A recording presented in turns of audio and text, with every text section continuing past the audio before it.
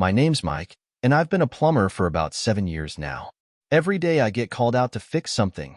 Leaky pipes, clogged drains, busted faucets. But some jobs, they're different. More than just tightening bolts or replacing valves. This one, well, it started out like any other call, but I had no idea what was waiting for me behind that door. It was a Friday afternoon, and I was just wrapping up my last job of the day when my phone buzzed. A woman named Jessica had an emergency, a flood in her bathroom. I could hear the tension in her voice, almost like there was something more going on than just a busted pipe. "Please hurry. It's getting worse," she said, her voice shaking a little. Without hesitation, I loaded up my truck and headed to the address she gave me. When I arrived, the neighborhood was one of those upscale suburban areas, the kind where everyone's lawn is perfectly manicured and the houses are all huge. Yet they have this lonely vibe. Jessica's place was no different. A 2-story brick house with large windows and a spacious porch, but it felt oddly quiet, almost as if something was missing.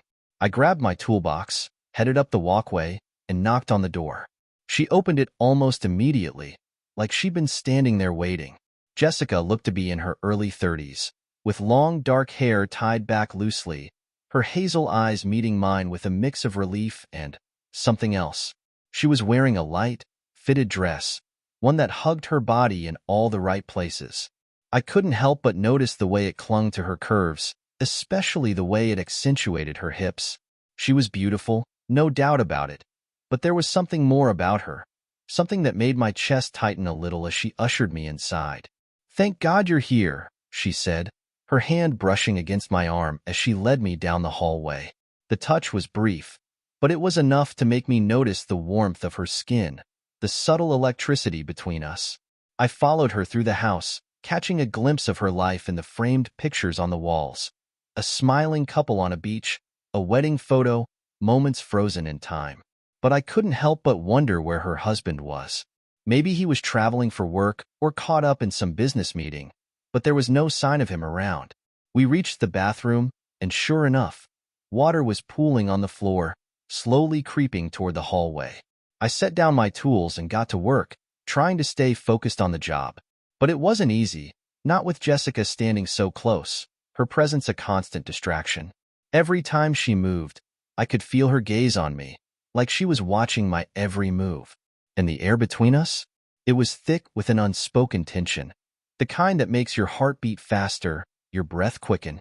As I tightened the pipes beneath the sink, she crouched down beside me, her shoulder brushing against mine. The soft, floral scent of her perfume filled my senses, and I found myself drawn to it, my thoughts drifting away from the task at hand. She leaned in a little closer, her hand resting lightly on my forearm. "Do you need anything? Maybe a drink?" she asked, her voice softer now, almost intimate. I looked up at her, and for a moment, our eyes locked. There was something in the way she looked at me, something vulnerable and raw. I could feel my resolve slipping, my professionalism crumbling under the weight of her closeness. I shook my head, trying to regain focus. "No, I'm good. Just about done here," I replied, my voice steady, though my mind was racing. But she didn't move. Instead, she stayed close, her fingers lightly tracing the edge of my sleeve.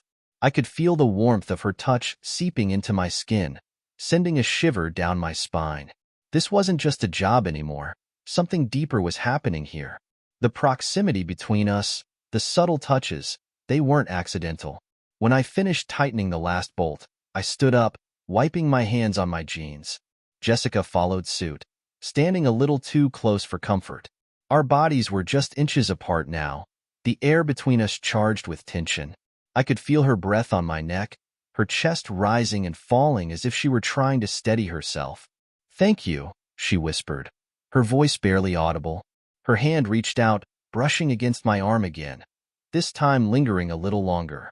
I swallowed hard, trying to ignore the heat building between us. "It's no problem, really," I said, my voice low, my eyes flicking to the door, looking for an escape from this dangerous proximity. But Jessica had other plans. She stepped even closer, her hand sliding up my arm, her fingers tracing a slow path along my shoulder. My pulse quickened, and I could feel the walls I'd built around myself starting to crack. This wasn't supposed to happen. I'd been in situations like this before, clients flirting, testing boundaries, but this was different. There was something real, something forbidden about it. "I don't know what I would have done without you," she murmured, her eyes searching mine. I opened my mouth to respond, to say something that would break the spell, but before I could, she closed the distance between us. Her lips brushed against mine, soft and tentative at first, as if testing the waters. My brain screamed at me to stop, to pull away, but my body betrayed me. I leaned in, kissing her back, the warmth of her mouth igniting something inside me that I hadn't felt in a long time.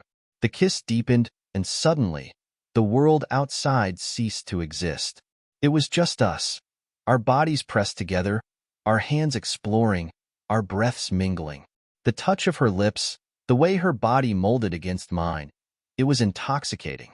Every nerve in my body was on fire, and I could feel the weight of the forbidden desire pulling me under, drowning me in it. For a moment, I forgot everything, the job, the fact that this was a client's home, the wedding photos on the wall.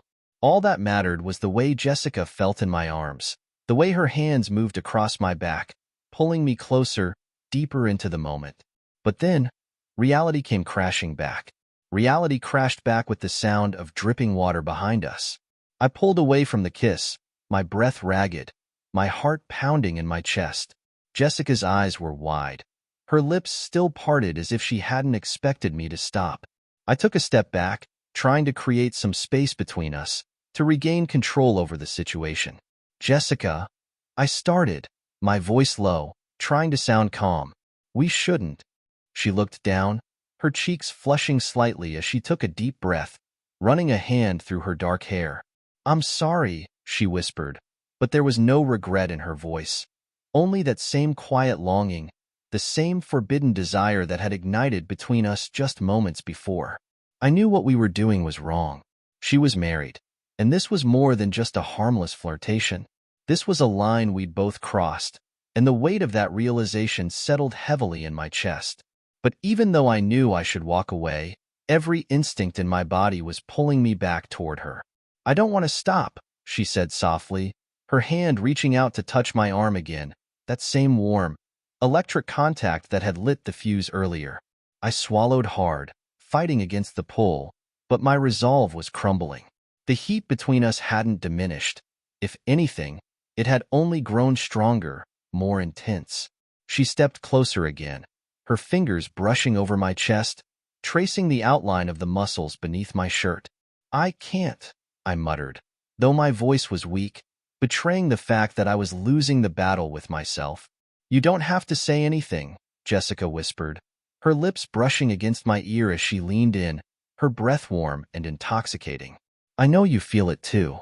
I closed my eyes, trying to will myself to step away, to break the spell she had over me.